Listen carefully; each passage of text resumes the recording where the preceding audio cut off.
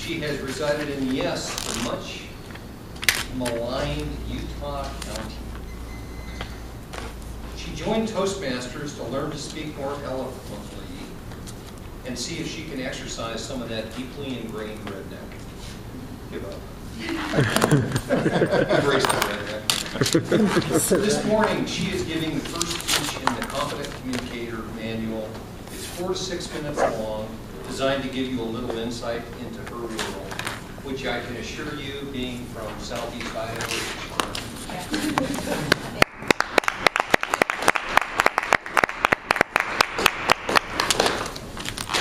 I asked my mother for a motorcycle. My sweet, quiet, sedentary mother. I asked her for a motorcycle. Now, it wasn't such an unusual request. I mean, after all, I was a very wise and mature 9-year-old. Loud, rambunctious, adventurous, outdoorsy, and enthusiastic about life and everything that it has to offer 9-year-old.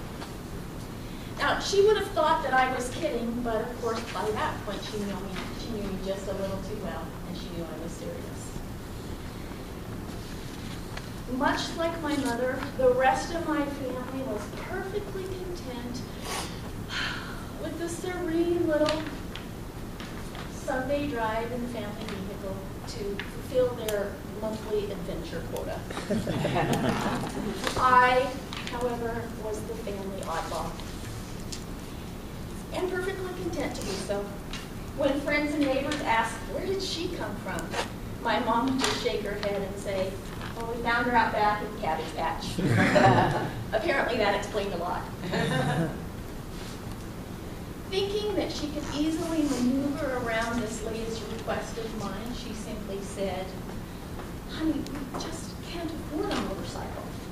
Now, when you grow up and you can pay for your own motorcycle, you can buy it.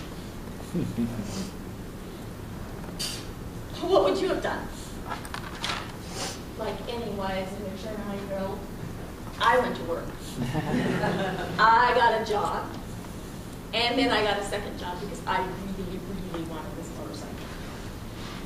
I delivered newspapers in the early morning hours, sometimes in the very frigid, a billion degrees below zero Idaho winter morning hours.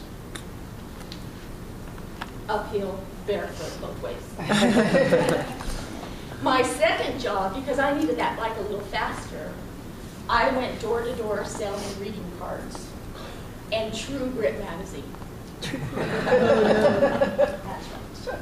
My neighbors finally got to the point that every time they saw me coming, they would just shake their heads because they knew that little charm was coming. They would just get out their change jar and buy some cards and a magazine that I'm sure they never used or read.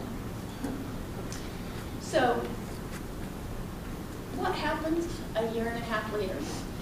Well, of course, I am older, and I am wiser, and I have some money. So right before my 11th birthday, I bought the sweetest little Indian 125cc enduro bike. Oh my goodness, if my mother knew half of the stuff that I did on that, the aerobics, the jumping and the climbing, she would have just had a heart attack. But fortunately she didn't. So that bike provided me years of fun and entertainment. Now, I may be much older, far wiser, and hopefully a little more mature than that determined 9-year-old. But I am still loud, adventurous, outdoorsy, and enthusiastic about experiencing the world. Fortunately, however, I am no longer the Cabbage Patch Kid. I have an amazing family that loves to adventure right alongside me. And they have from the very beginning. Take, for instance, my Rachel here. She's my youngest. This girl could rollerblade practically before she could walk. She got her scuba diving certificate by the time she turned 11. That's as early as you can get it. Now, keep in mind that if she tries to tell you a story about her first ocean diving adventure, Don't believe her. I have much better parenting skills than she will know. Skiing, rollerblading, racquetball, river rafting, backpacking, hiking, motorcycle riding, scuba diving, and traveling anywhere and everywhere are the things that I just love to do. Doing these things with my family is just the icing on the cake. And that's chocolate cake, of course. In fact, 2 weeks from now, my husband Alan and I will be heading off on one of our annual adventures. And that is a 2-week motorcycle ride where we go to places that we have never been before. About 3,000 miles of just adventure, touring, off-road riding, sightseeing. Now, through these adventures that we've had through the last few years, we have met a lot of really incredible people from around the world. We've seen some amazingly beautiful things, and we've had some really fun experiences.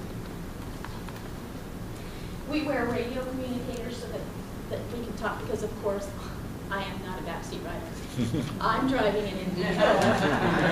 So we wear communicators so that we can talk because he's way back there and I'm way. But I think he gets really tired on these trips of hearing, oh my gosh, did you see that? That is so cool. Oh, look at that, that's so beautiful. This is so cool. I must say that about 100 times a day when we're on these trips. But I truly have a joy to be.